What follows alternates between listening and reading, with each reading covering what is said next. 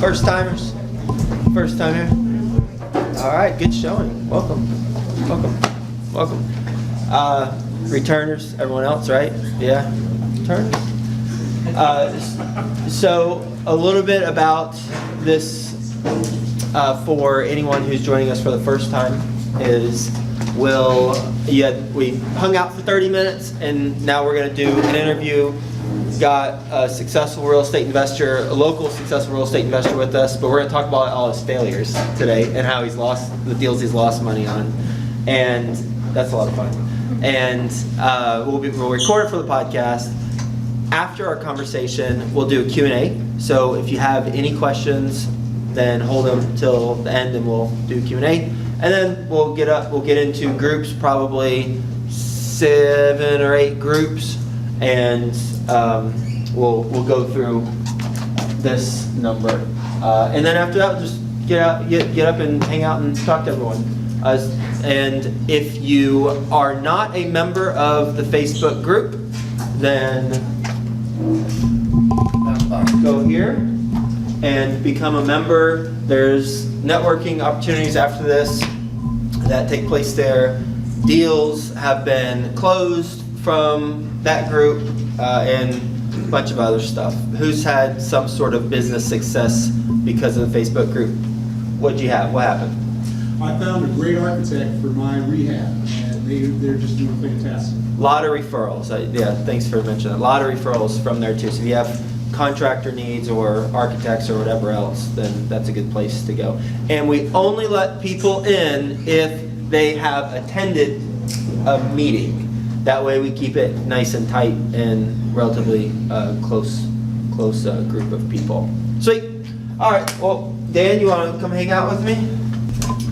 Best ever listeners, how you doing? Welcome to the Best Real Estate Investing Advice Ever show. I'm Joe Fairless. This is the world's longest running daily real estate investing podcast where we only talk about the best advice ever. We don't get into any of that fluffy stuff. And we are doing this live today from Cincinnati meetup. If you have not attended, well, that's probably because you don't live in Cincinnati, but we have a lot of out-of-towners who also come and visit. You can go to bestevercincy.com. Come join us last Tuesday of every month. It costs like $2.50, maybe $3, but you also get free pizza. So with us today, we are going to talk to Dan Gorman. First off, how you doing, Dan? Good, thank you. Good to have you. And we're going to talk about Dan's, the ways he has lost money on deals. He is an incredibly successful real estate investor. And best ever listeners, you can hear our interview where I talked to Dan about some very successful projects. And maybe we'll touch on that briefly just to give some context. But we're not going to focus on those projects. We're going to talk about lessons learned from deals that didn't go the direction that he intended. So a little bit about Dan. He's a founder of United Property Group, been investing in real estate for 22 years, purchased approximately $50 million worth of property, currently owns 200 apartments, 6,000 square feet in office space in a few different buildings, and a couple restaurants, a Starbucks, a Grater's, which is a wonderful ice cream place in Cincinnati, a convenience store. Which one? It's called Churchill Market. It's next to the Starbucks. Churchill Markets. And recently flipped 42,000 square foot shopping center after buying the Note, which was in foreclosure, based in Cincinnati. So how about first, if you want to just touch on some successes you've had, let's set the stage for who we're talking to, and then we'll get into the bad stuff. So a couple projects that have worked out well. Well, before I got involved in real estate, I had my own business. I was a jewelry broker, and so I really loved being an entrepreneur. I loved being in business, but I really was searching for something that had a little bit more predictable and consistent cash flow. So I started listening. I don't know if any of you guys have ever heard of Carlton Sheets, No Money Down. So I was listening to his tape sets constantly, and I ended up buying my first property, which is a 25-unit deal, no money down, in Corryville, and then picked up another 20 units at the same time. And so I had 45 units at that time, and it was just, I just realized that I was really struggling trying to run my business at the same time and do that, because it wasn't producing enough income to be able to afford to hire staff. And so I ended up, through a series of interesting events, acquiring a 168-unit apartment community with no money down that made great cash flow, better than the jewelry business had ever made, and it's given best month ever. And so I kind of let that business go and started concentrating on real estate full time. It was kind of the heyday back then before the real estate market crashed. You can do a lot of really crazy, creative, interesting deals. And so before long, I was had 3 mobile home parks, a few apartment communities, up to about 700 units altogether. And then probably the last 5 to 7 years, we've been kind of shedding some of those assets. All the mobile home parks are gone. Most of the apartments are gone because the prices are just crazy ridiculous that people are offering nowadays. And so I've shifted into distressed, like office mostly, because you can find a lot of office properties that are sitting half empty with the same person that's owned it for the last 30 or 40 years.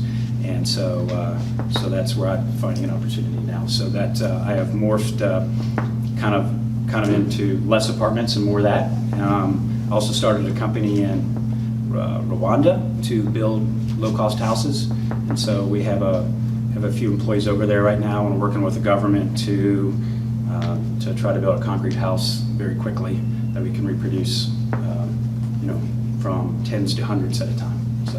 And how much did you make on the 168-unit deal when you sold it?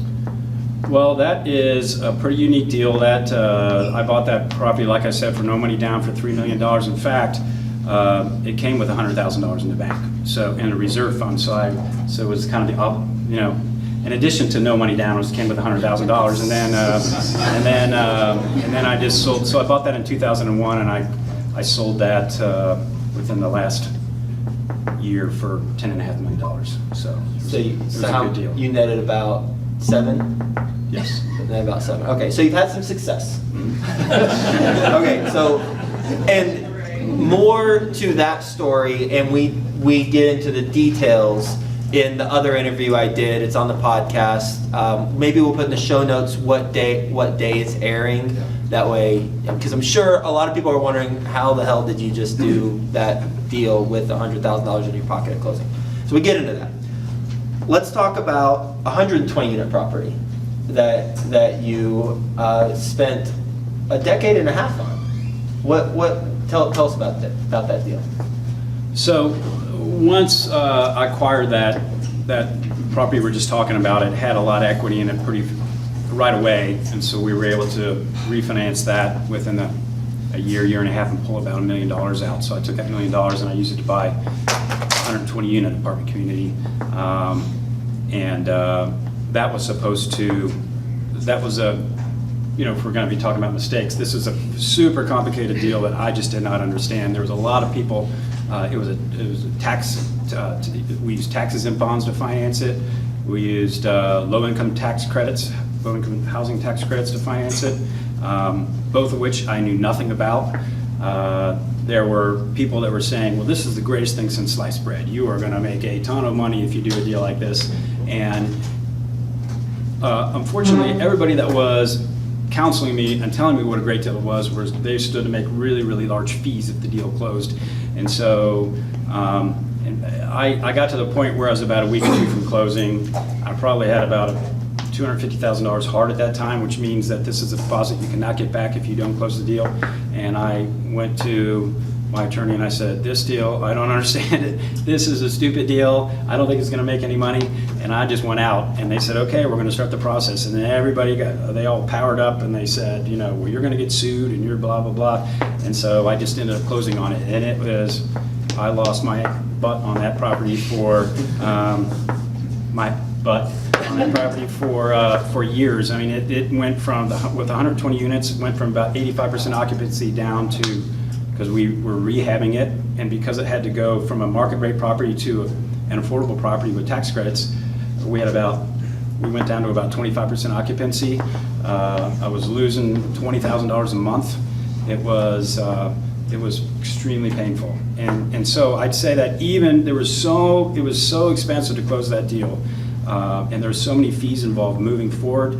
I found out that most of the people that close that deal are nonprofit agencies, or a lot of them that do deals like that, because they're not as concerned about cash flow. They're in it because their purpose is housing, affordable housing. And so it didn't matter how high our occupancy was, I just didn't make any money at it. So at 15 years later, I eventually sold it just like 6 months ago. And it's never been, I sold it for the same price I paid for it. I was just so happy to be out of it. And so, and on top of that though, the problem now is that I still didn't understand the deal when I was selling it. I asked an auditor to give me a tax consequence letter, and I asked my CPA to give me a tax consequence letter. And even though I sold it for the same price I paid for it, and I thought I was fully informed with what the consequences would be, I still have $1.5 million gain that I wasn't aware of. I didn't find out about until 3 months after it closed. And so now I have to pay tax on this $1.5 million gain. I'm trying to figure out a way out around that. I'm meeting with somebody tomorrow. I'm driving up to Columbus and seeing if there's a way that we could work on that. I have a few months left in the year to get rid of it. So this is just a very valuable lesson for me. So you learn a tremendous amount when you get crushed in a deal like that. Things that you'll never do again. Things that you can help people out with if they're about ready to get crushed in a deal. But What are some things? But the things that don't get involved in a deal that you don't understand. So that's a big thing right there. There's a lot of complicated financing mechanisms out there. There's a lot of complicated deals with land contracts and lease options and things like that. And so when I would call up an attorney who was supposed to be an expert at that deal, then the attorney couldn't give me an answer. They would have to say, I'll have to get back with you on that. Now, if it's so complicated that the attorney can't even answer the question, then it's a sign, that this is a sandbox that I shouldn't be playing in, And so that's a big one, is understanding exactly, you need to really, really understand it. Anything you get involved with. And let's go back to the day where you said, I'd like to be out of this deal. I'll eat the $250,000. What exactly? I mean, you mentioned that people say, "Oh, hey, you back out, we'll take you to court." But what were they threatening exactly? Because I would think you should be able to back out and just hand over the $250,000. Well, along with a complicated deal came a complicated contract. And there's a clause in a lot of contracts called specific performance that basically says if you're trying to get out of a deal without a valid reason, so maybe your due diligence period has run out, and now you really can't pull out of a deal unless it's like something happens with your financing or something like that. Once you hit a certain deadline, you are stuck, and you can be held. Now, a lot of times you just collapse the deal and maybe you pay legal fees and things like that for the person who's selling to you. But if this person is a jerk, they can basically say, I've lost all my buyers because I held the property up for you for the last 6 months, and we're going to force you to close on it, or at least we're going to try to. And so it just can get really, really complicated and expensive with all the legal fees. And so, what was it about that moment in time that you thought, what? I need to get out of this deal? Did something in particular take place? Well, the first thing was that I didn't really understand it. My attorney didn't understand it that well, but there was somebody in his firm that really understood it. And this attorney was saying, this deal is not that good. This deal is risky, and I don't think that you are experienced enough to be doing a deal like this.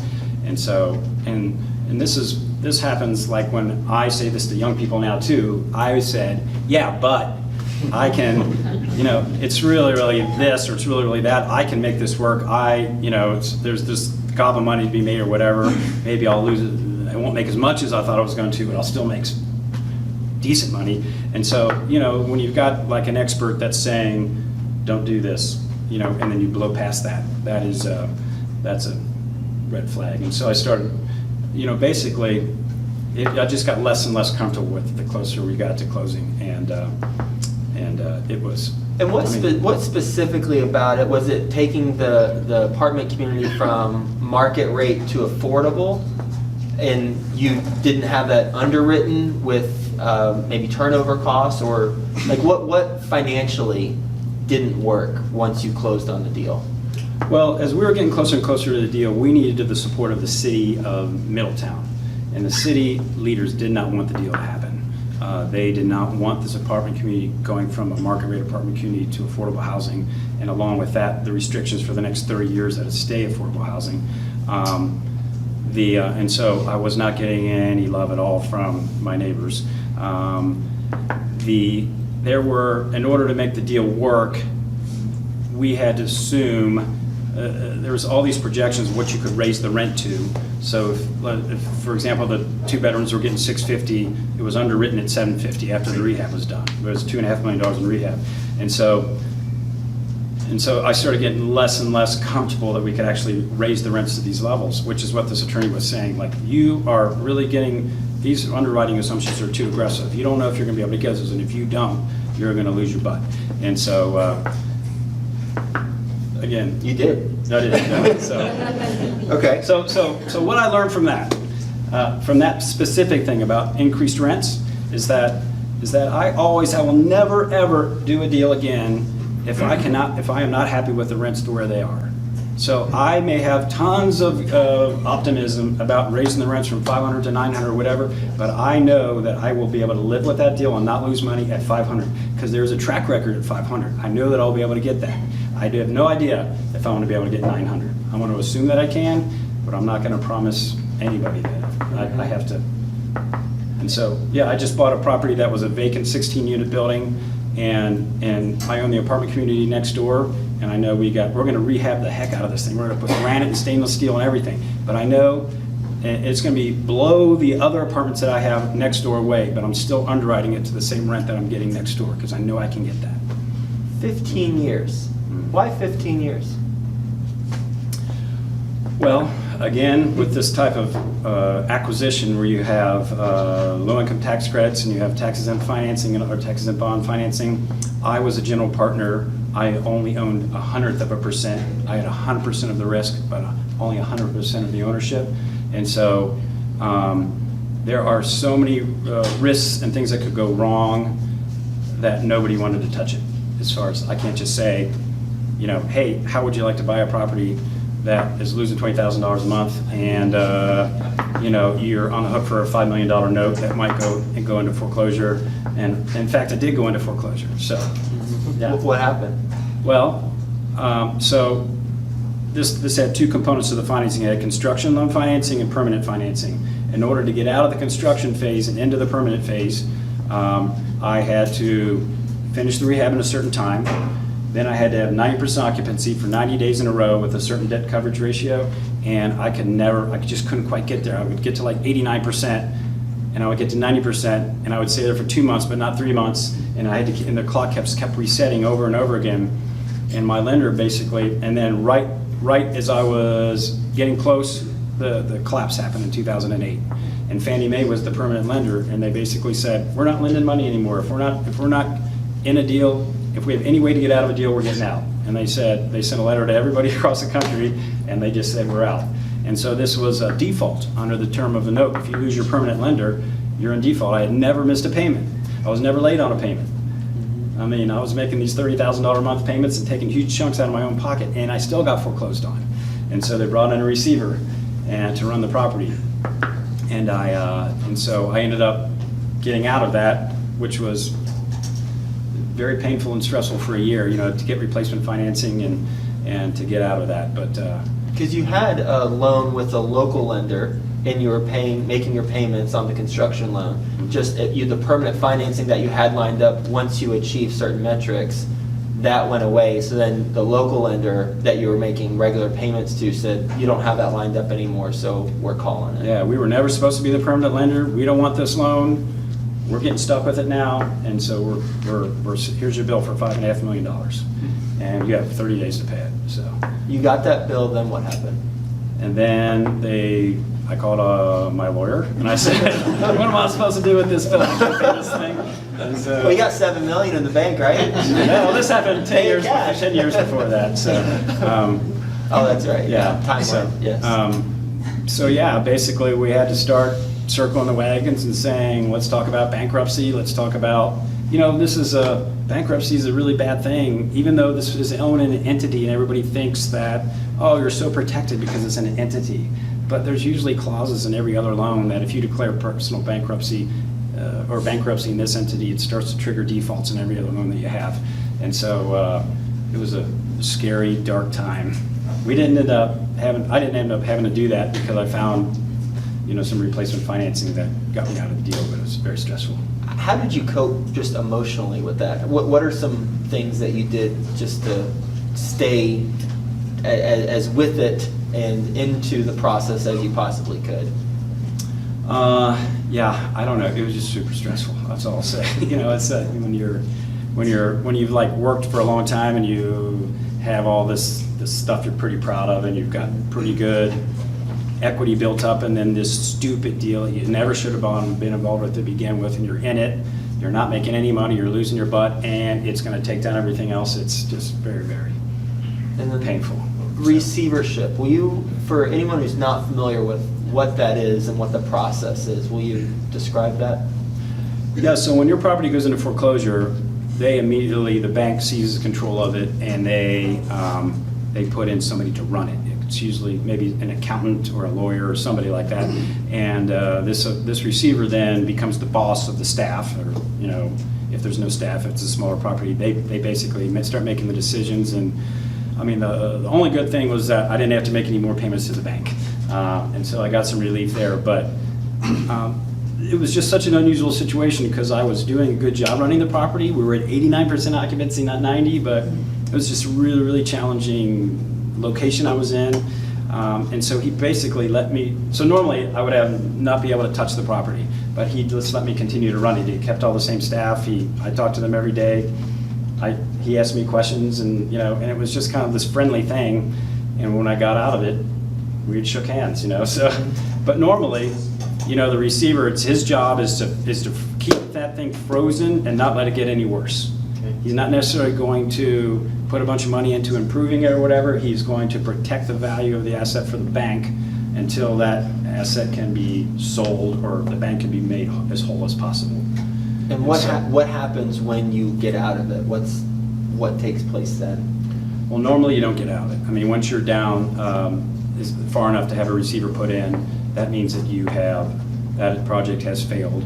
You are going to get, the foreclosure process is going to happen, and I would never be able to get that loan again, probably. I mean, whenever you get a big commercial loan, one of the first questions they ask, it may even be a non-recourse loan, which means I don't have to guarantee it, but they always want to know if you've ever defaulted on a loan in the past.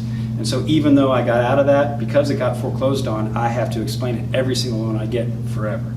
And so I have a little piece of paper that is very, it's ready to go, and I just submit it with my application to these commercial lenders. And it's actually considered a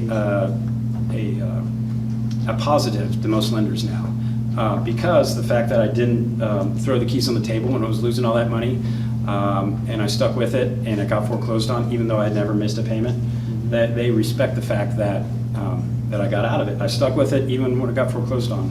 In fact, when I got out of it, which means I found replacement financing and a new limited partner and everything, and I shook the guy's hand as he gave me my keys back, theoretically, and I said, well, this has been a pain in the ass, pain in the butt, sorry.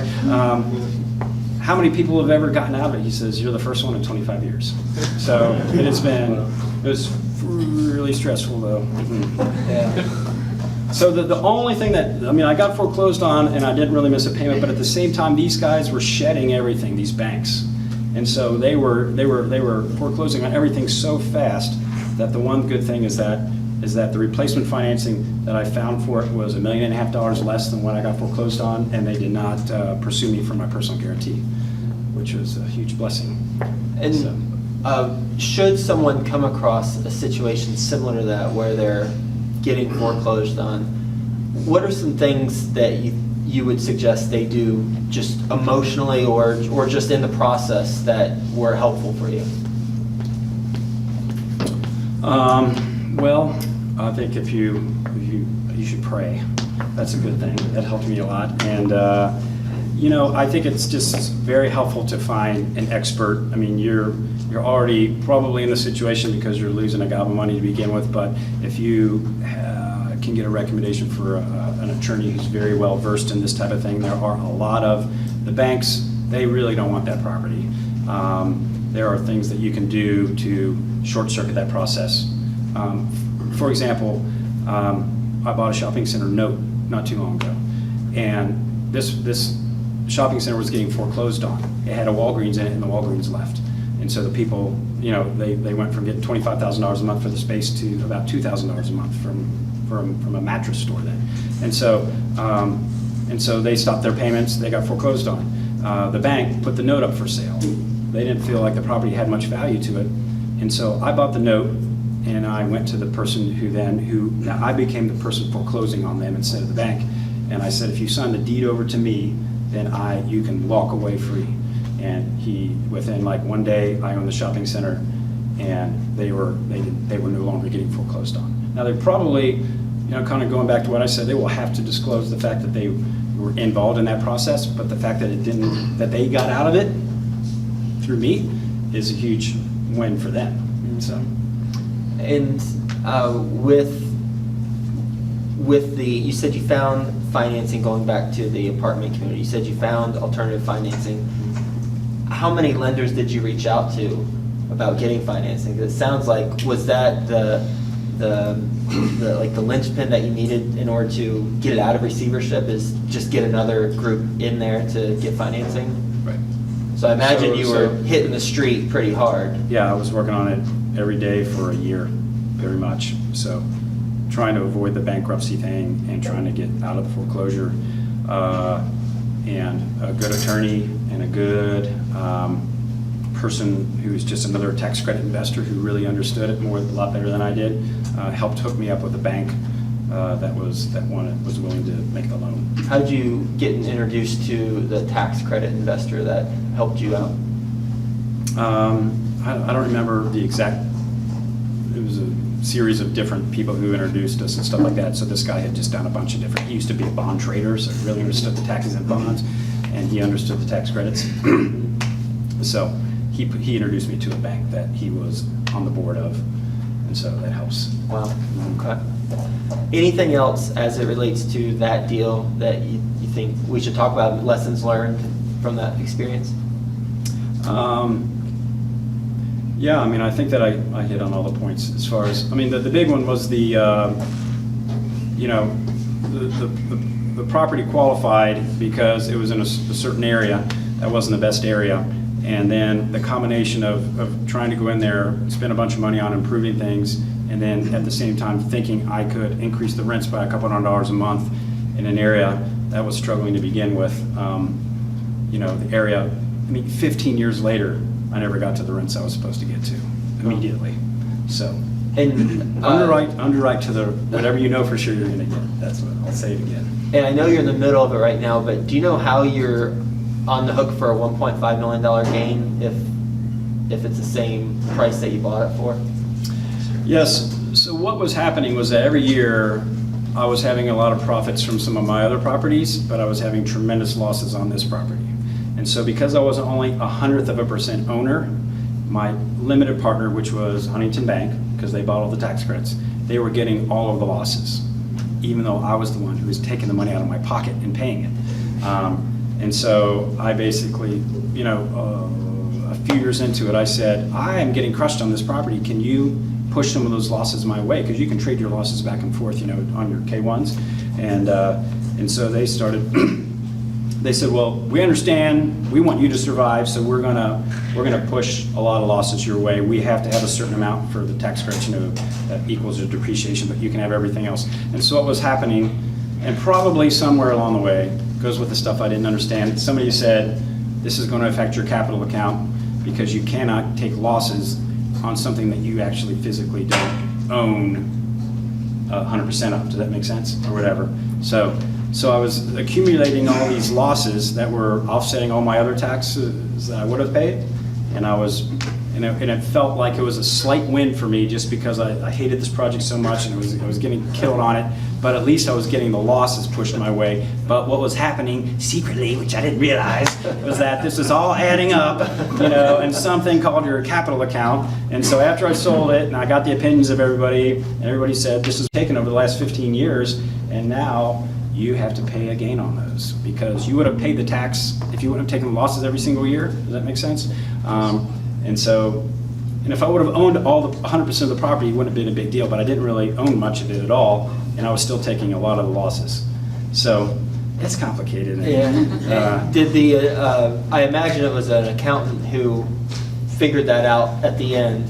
Was that accountant not on your team during the process? Yeah, unfortunately, it was the same accountant that I asked what the tax consequences are going to be. And so. Is that still your accountant? She is. She's working hard to try to figure out a way out of it. So. Okay. Thank you for sharing that. Very. I'm sweaty right now. Just very valuable. Very valuable. Am I talking about it? You do or don't? No. No? No, but there is. But you I offered will to say- talk. So we had coffee a month, 3 weeks ago, and he said, you know, it'd be good to talk about ways I've lost money. Okay, great. So thank you for this. I mean, I am sweaty, Sue, really seriously sweaty. Are you just a sweaty It just person brings you now? back to that situation, and so, no, I would not be sweating if I was talking about it. But I do think that, like, it has affected positively every single deal I've done after that. You know, the way I underwrite a property right now, very conservatively, you know, and I've been able to share a piece of that story with so many different people as we've been talking about another deal, or that have affected my deals positively since then. And so I would say that as a whole, I'm way better off for having gone through it, and I'm sure everybody has a horror story that if they could, that they'll never, it's a mistake they'll never repeat, and hopefully it was a mistake that didn't cause them to go bankrupt, and then they could learn from it and have a way better business because of it. So there's another bullet point I've got here in my notes, and then we'll wrap up. Didn't think he needed permits for a commercial space costing him money now. What's that about? yeah, so I don't know. I'm one of these guys that tries to fly under the radar. I love value add. I love rehab. My dad was a builder. I love to rehab stuff. That's my passion in real estate. And so it's always, a lot of times it's really obvious when you don't need permits.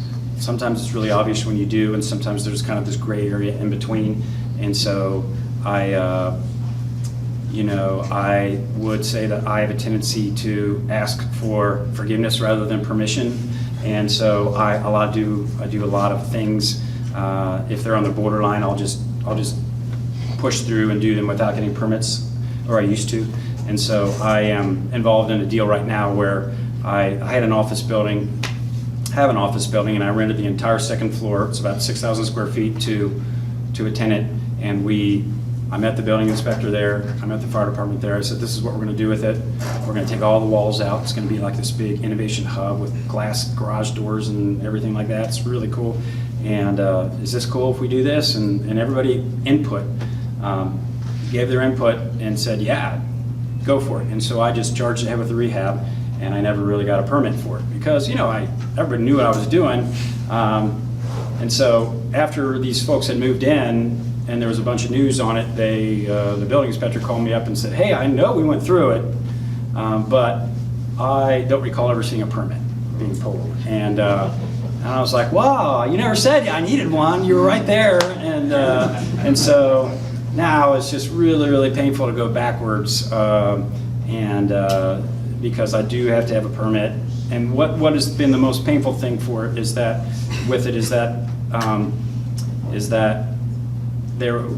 what comes with a permit and proper plans is a determination of what your occupancy levels should be, and so based on your HVAC and your fire exits and things like that. And so this tenant has a need to have 50 to 100 people in there on a regular basis, and I just found out this week that my occupancy is 42.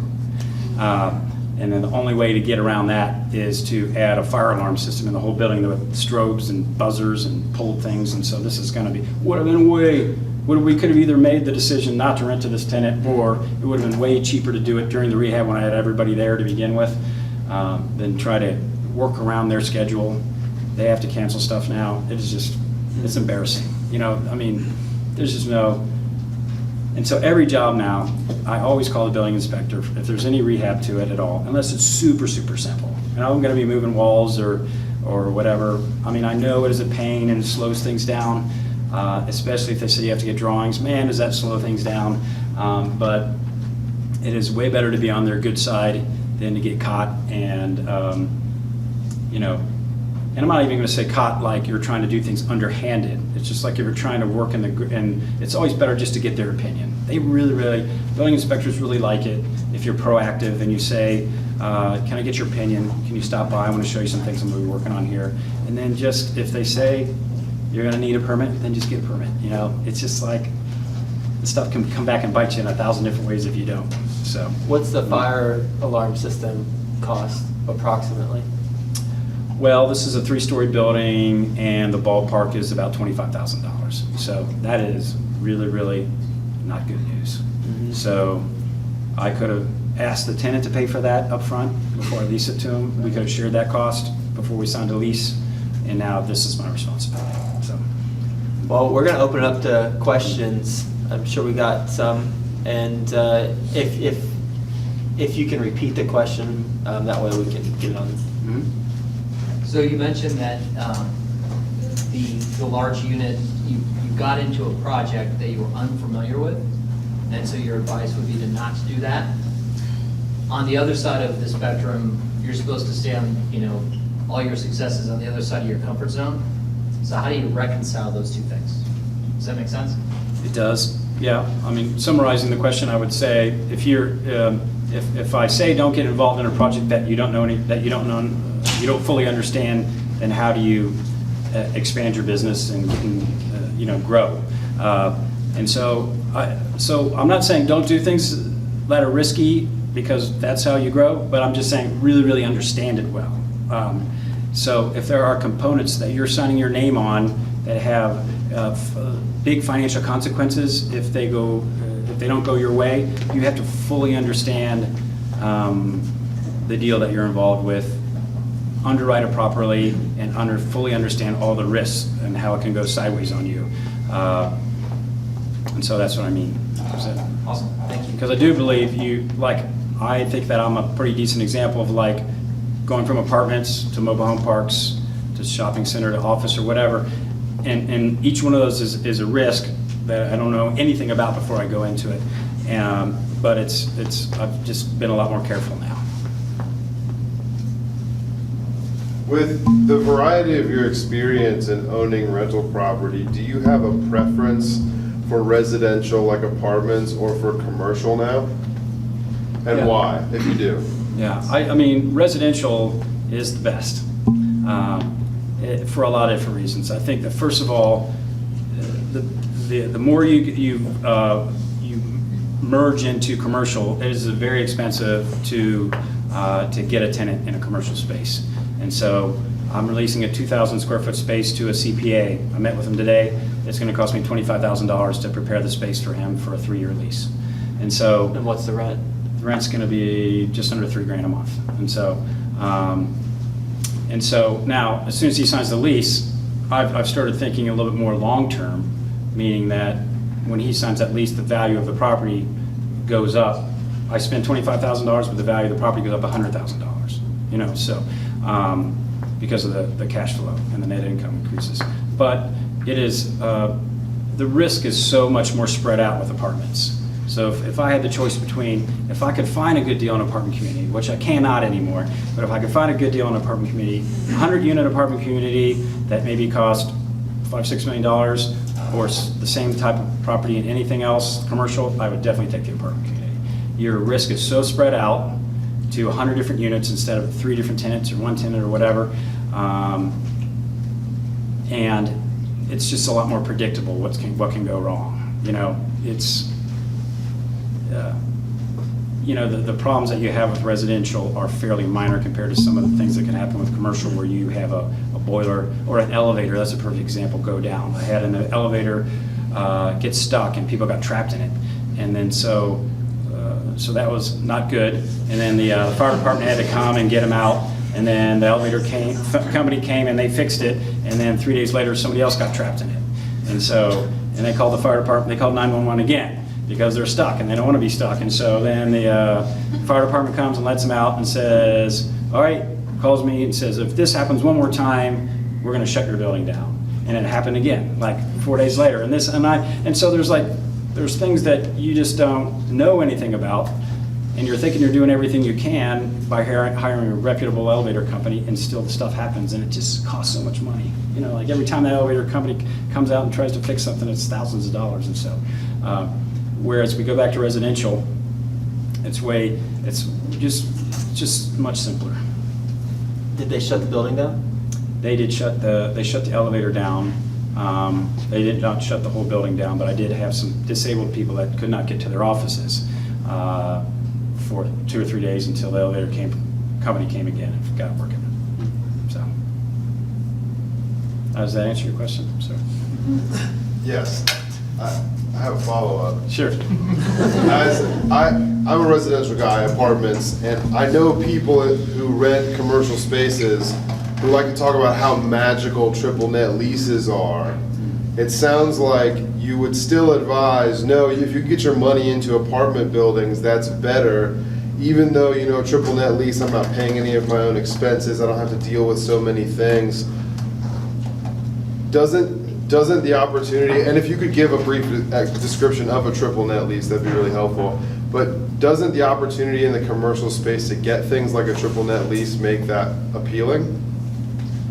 Okay, so a triple net lease is basically, you, as a landlord, you have 0 responsibilities. Your tenant pays the insurance, they pay for all the maintenance, they pay the taxes, and so all you do is get a check every month, and then you pay your mortgage, and you don't do anything else. And so that's actually what I did with the big property that I just sold. Is I invested in 12 Dollar Generals. Dollar General is opening stores up like crazy. So you're not going to get any type of a bargain on a triple net lease. You're gonna pay the highest price of any type of real estate there is, because no responsibility is very attractive to a lot of people who have been in real estate their whole career, and now they want something easy. So there's all kinds of money pouring into triple net all the time, and so the returns are much less. The other disadvantage is that I have a ton of money tied up into these properties. So I did a tax deferred exchange where I don't have to pay the taxes, you know, and They'll get you later. They'll get me later, right? So, but because I get a certain return on that, and I will never ever be able to increase the value of that property, in my opinion, because there might be an inflation clause built into the lease. So 15 years from now, if Dollar General decides that they want to be in that place, they're going to say, well, I know our lease says, you know, the rents are supposed to go up 4% or 8%, but if you want us to stick around, you're going to have to keep it the same. It happens 100% of the time, you know. So, and so basically, you're kind of locked in. There's no upside at all. But what it does do for people, I think, is they are, you know, if that's their strategy, is they want to have that, is it kind of sets some money aside, and you don't have to worry about it anymore for a while. There is still risk. I mean, I have these Dollar Generals. I have 12 of them. They're all in Michigan and really rural areas. They're so nice. We don't do anything. But in the back of my mind, I'm always worried that on year 15, how many of them they're not going to renew the lease on, and if Dollar General is not the tenant, how much rent am I going to get if I have to rent it out to some local company, and how much does the value decrease if I do that? You know, and so there's still you know, risk involved in it. It's really easy right now, but so my strategy with that would be to, Dollar General is great, they've been around since the 50s, but instead of having all the leases expire at the same time, I may sell 3 or 4 of them in the next year or 2, replace those with brand new ones, and so the leases are always kind of renewing at a different schedule and stuff instead of all the same year. So. Thank you. Yep. You brought back some less than desirable memories. So what I kind of went through something on a smaller scale at that same time frame. It was an incredible grind. I mean, you had to go every day. You had to, you know, if you're looking for somebody to replace a loan, you had to talk to bankers who didn't want to talk to you, and it was just a continual battle. But you get through it. The days and weeks kind of go along. It's a fight. But the one thing that getting on the other side is I'm investing in single-family homes now, and the clarity is just awesome. Is that kind of what you experienced? Is that I know what a bad deal looks like? I don't want to be involved in a bad deal, and I understand margins, I understand my risk tolerance. Is that kind of what you have experienced? Yeah, I mean, I think the question was, do I look at deals differently now with more clarity than having gone through that terrible time? Yeah. And so I think it's totally different. Yeah, I mean, first of all, I don't get sucked in by the sizzle of some of these sales presentations, I guess the marketing brochures and things like that of how amazing this property is and how much upside there is, and everything's value add if you look at it, so I'm just much more conservative when I look at things right now, and it helps me I'm so much faster at just ignoring a deal instead of getting sucked in and wasting a bunch of time on it. If it even smells like over-promising some return or something like that, I don't even want to get involved with it, so. We got time for one more question? Yes, back. Hi, I wanted to ask about Airbnb. Like, do you do any real estate with Airbnb? Do you have any real estate properties that you rent out? Well, we only have one Airbnb, so I don't know a lot about it, but I'll tell you about my experience. I have a 3-unit building in Bellevue, Kentucky that my daughter lives in, and so we have this nice, awesome, consistent income from one of the units in there, and then the lady leaves, and my daughter wanted to do an Airbnb, which I thought was not the best idea myself, just because, we have $600 a month coming in from this apartment, and she wants to do the Airbnb. But she's killing it. She's doing great. It has been really, really challenging to deal with Bellevue, Kentucky. They keep changing their regulations, and so she went and asked them if she could do an Airbnb in the property, and they said yes. So we fixed up the unit and got it all ready. And then I said, okay, just go fill out the paperwork now so we can make it official. And they said, well, you can't do that. You have to. We just instituted some new regulations 2 weeks ago. Everybody's like doing their best to regulate these things because Bellevue, for example, had a bunch of homes all over the place and it's pretty close to downtown Cincinnati, so people rent these homes for Bengals games and Reds games and Riverfest, and they just, if you have a 3-bedroom home, you can fit like 12 people in this thing, and so they party and they take up all the parking and cause all kinds of problems, and so Bellevue and from what I hear, other towns are trying to kind of push through these regulations and figure this all out, so they don't have situations like that. So they instituted a program where you had to be an owner of the property that you were renting out, and you have to live in it at least 6 months a year.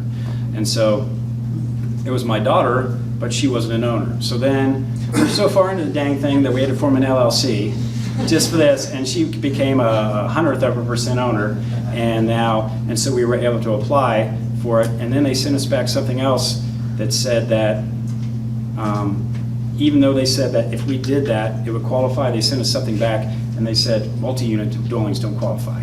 You have to have single-family homes. And so I'm like, this is not what the regulations said just 2 weeks ago. And so we're still fighting it. She is, I've been very upfront with the city manager there, and I'm like, listen, we're doing everything you're telling us to do, so we're just going to be renting this thing out now, because I know there's tons of people that are trying to do it on the down low, and you just have to help us qualify, because I think you'd rather have the owner living right next door than somebody from out of state doing it, and so he's fine with that. We're okay. But she's so now she only gets $60 or $70 a night for it, a $40 cleaning fee, and she is probably 28 out of 30 nights a month she's booked. So, but it is a heck of a lot of work. I mean, she has to find people that whenever she wants to go out of town, she's got to try to find people that can take care of any issues with her guests. She has to find somebody to clean it. And out of the 28 days that it's rented, it's probably turned at least 12 times to 15 times. And so that's a lot of work for somebody to go in there and turn it over. And if you like to do things like travel or something like that, you have to have some other. So her mom goes in and cleans for. I don't know who's going to take the distress calls if there's a problem. So people are finicky. They say this is too hot, it's too cold. Can you you know, you're out of this or whatever, my towels looks dirty, you know, stuff like that. And so to me, it's easier to have an apartment than that, but she is making, I have a buddy in Pittsburgh that has started to convert a lot of his multifamily units into Airbnbs because his township is fine with it and he doesn't travel much, he stays around and his kids are involved in his business, so they all kind of share. So for him, it's been, he's gone from $1,800 a month for this one building to almost $5,000 a month because of Airbnb. But it's a lot more work. So. Cool. Hey, thanks a lot. Appreciate it.